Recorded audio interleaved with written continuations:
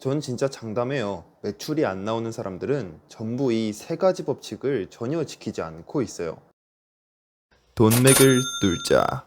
안녕하세요, 멀티파이프입니다. 오늘은 제가 2달 만에 빠르게 매출을 올릴 수 있었던 비법에 대해서 한번 말해보도록 하겠습니다. 제 매출 추이를 보시면 12월까지는 빠르게 늘었다가 그 이후로는 600만 원대에서 정체기가 왔어요.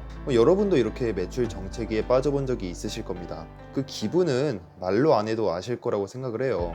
이 시기가 제 위탁 판매 기간 동안 가장 큰 위기였습니다. 이 사업을 접을까 말까 진짜 수없이 고민을 했어요. 하지만 전 이 세 가지 법칙을 통해 정체기를 극복하게 됐고, 현재는 추가 등록 없이도 월 1,500만 원에서 2천만 원 사이의 매출이 유지되고 있습니다. 자, 그럼 무엇을 어떻게 바꿨느냐? 첫째, 상품의 객단가를 높여라. 여러분, 생각을 해보세요.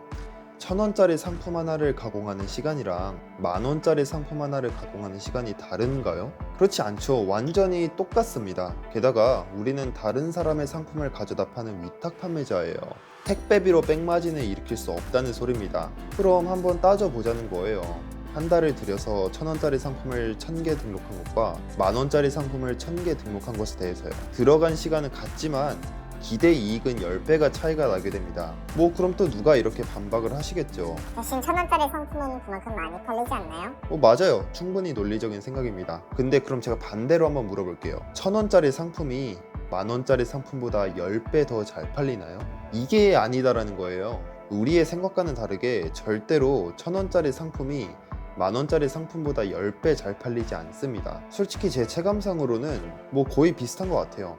1,000원짜리나 10,000원짜리나 비슷하게 나갑니다. 물론 저가격대를 형성하는 제품들은 대량 구매라는 히든카드가 있긴 하죠. 근데 많이 팔아보신 분들은 아시겠지만 대량으로 나가는 상품은 따로 있어요. 가격이 낮다고 해서 다 대량 구매의 가능성이 있는 건 절대로 아니에요. 그럼 무조건 비싼 게 장땡이냐? 그럼 좋겠다면 당연히 그렇진 않겠죠. 여러분도 100만원짜리 상품을 하나 구매하는데 후기 하나 없는 곳에서 사진 않잖아요. 분명 그 중간 선이라는 게 있긴 있습니다. 그 선이 어느 지점인지는 여러분이 판매해 보시면서 잡아가셔야 돼요. 직접 제 매출을 보시면 2달 동안 2.5배 가까이 늘었는데도 불구하고 상품 수는 오히려 줄었습니다. 상품 하나당 객단가가 많이 올라갔다는 뜻이죠. 그리고 이렇게 되면 CS도 많이 줄어들고 그만큼 반품 수도 줄어듭니다. 그냥 여러모로 이득이에요. 둘째, 가공의 질을 올려라. 우리는 위탁 판매자예요.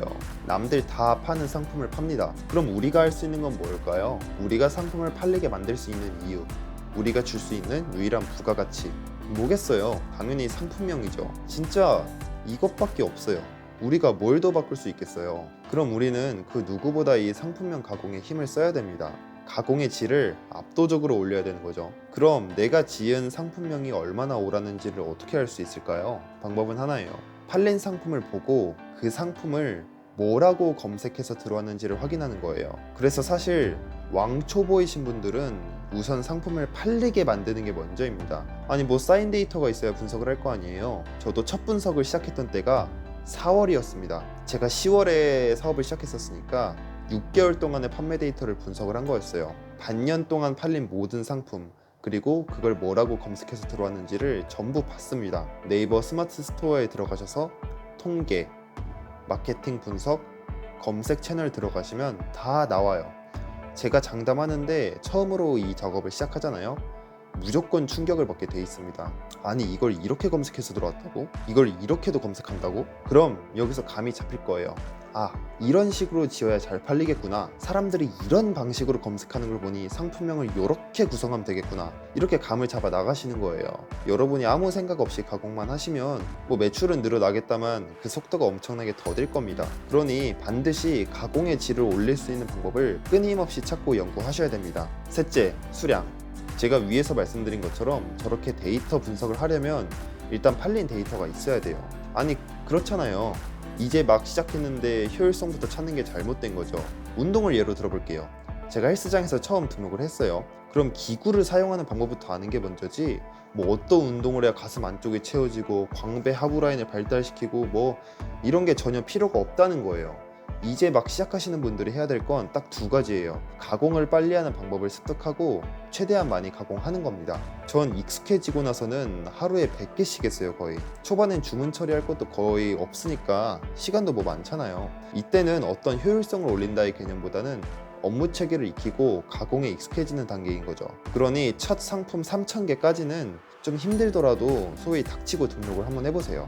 많은 분들이 여기서 다 떨어져 나가는데 전 오히려 그렇기 때문에 제가 아직도 돈을 벌고 있다고 생각을 하거든요. 아무리 많이 시작을 해도 첫 3달 안에 다 그만두니까요. 자신의 노력을 너무 과대평가하지 마세요. 세상에 열심히 사는 사람 진짜 많습니다. 저도 엄청 부족하다고 생각해요. 어쨌든 오늘은 제가 매출을 급격하게 올릴 수 있었던 이유에 대해 말해봤는데요. 누가 봤을 땐 뭐 당연한 팁들로 보일 수도 있어요. 근데 그럼 그렇게 하고 있냐? 라고 물어보면 대부분 대답을 못하죠. 사업은 실행하는 자의 것입니다. 그럼 다들 건승해서 돈맥 잘 뚫어봅시다. 안녕!